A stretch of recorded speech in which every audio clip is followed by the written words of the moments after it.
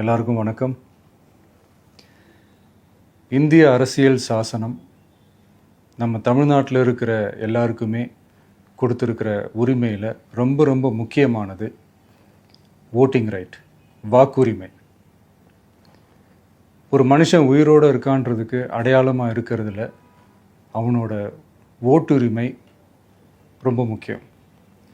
அதனால தான் voting is not only our right but also our life. ஒரு முக்கியமான விஷயத்தை பற்றி இப்போ நான் உங்ககிட்ட ஷேர் பண்ண போகிறேன். இது நான் ஃபஸ்ட்டு கேள்விப்பட்ட உடனே எனக்கே ரொம்ப ஷாக்கிங்காக தான் இருந்தது. இப்போ நான் பேசிகிட்டு இருக்கிற இந்த நேரத்தில் தமிழ்நாட்டில் இருக்கிற நம்ம யாருக்குமே ஓட்டு போடுற உரிமையே இல்லைன்னு சொன்னால் நம்புவீங்களா? நான் நீங்கள் உட்பட யாருக்குமே அது இல்லை. நான் பயமுறுத்துறேன்னு நினைக்காதீங்க, அதுதான் நிஜமும் கூட.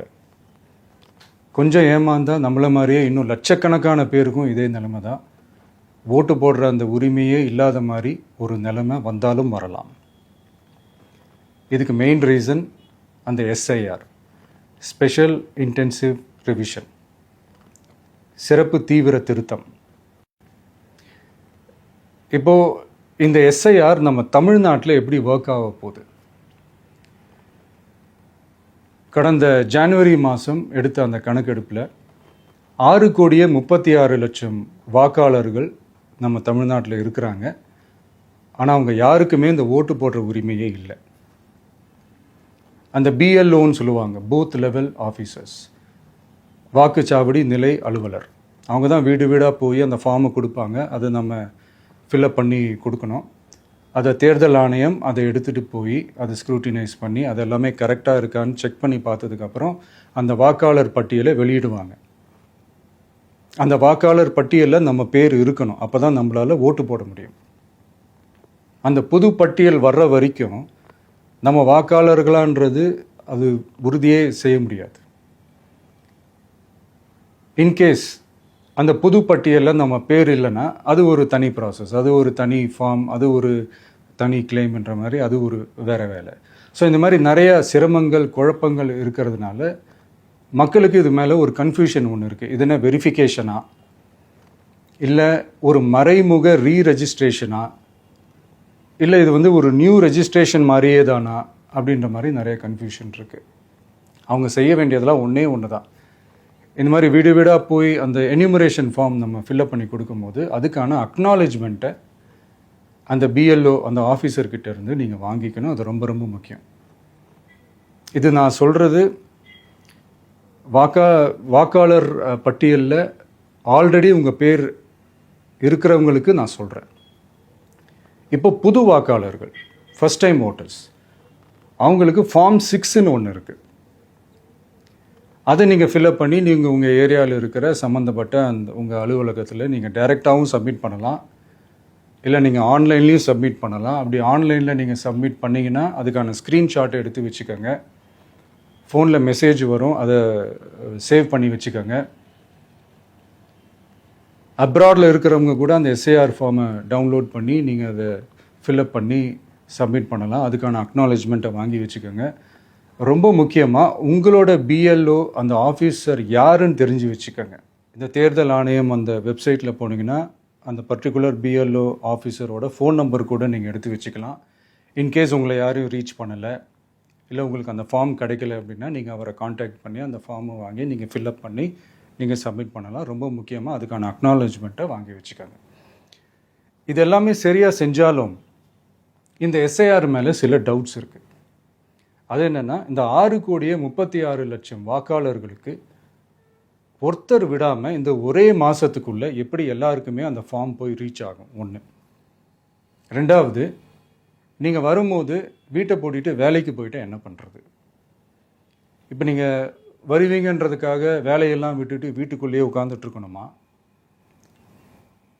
ஸோ இதில் மெயினாக பாதிக்கப்பட போகிறது உழைக்கிற மக்கள், ஏழைகள், வேலைக்கு போகிற பெண்கள். இவங்களுக்கு யார் கரெக்டான அந்த பதில் சொல்ல போகிறது? ஒரு நியாயமான எஸ்ஐஆர்னா என்ன நடக்கணும்? இப்போது இறந்து போனவங்களை மார்க் பண்ணி அதுலேருந்து டிலீட் பண்ணணும். இப்போ போலி வாக்காளர்கள் இருந்தாங்கன்னா அவங்கள மார்க் பண்ணி டிலீட் பண்ணணும். இப்போ ஆல்ரெடி ஓட்டு இருக்கிறவங்களுக்கு எதுக்கு இந்த ரெஜிஸ்ட்ரேஷன் என்ற பேரில் இவ்வளவு குழப்பங்கள் அப்படின்றது தான் எங்கள் கேள்வி. இப்போ புதுசாக வர வாக்காளர்களையோ இல்லை ஓட்டு இல்லாதவங்களையோ சேர்த்தா பத்தாதா? இப்போ ரீசெண்டாக நடந்த இப்போ எலெக்ஷன் 2021, 24 எப்படி எல்லாருமே ஓட்டு போட்டோம்? அதில் ஓட்டு போட்டவங்க கூட இப்போ புதுசாக ரெஜிஸ்டர் பண்ணணும்னா அது ஏன் அந்த கன்ஃபியூஷன் அப்படின்றத நாங்கள் கேட்குறோம். அதனால தான் நாங்கள் எஸ்ஐஆரை எதிர்க்கிறோம். இப்போ புதுசாக சில கம்ப்ளைண்ட்ஸ்லாம் வர ஆரம்பிக்குது. அது என்னென்னா முக்கியமாக நம்மளுடைய டிவிகே தோழர்களுக்கு அந்த ஃபார்ம் கிடைக்க மாட்டேங்குது, கொடுக்க மாட்டேன்றாங்க அப்படின்ற சில கம்ப்ளைண்ட்ஸ். இது யார் பண்ணுறாங்க அப்படின்றது நான் தான் சொல்லி தெரிய வேணும்னு ஒன்றும் அவசியம் இல்லை உங்களுக்கு. இப்போ இருக்கிற ஆட்சியாளர்கள் அவங்களுக்கு கைப்பாவையாக இருக்கக்கூடிய சில பேர் வந்து இதை செய்ய ஸ்டார்ட் பண்ணியிருக்கிறாங்க.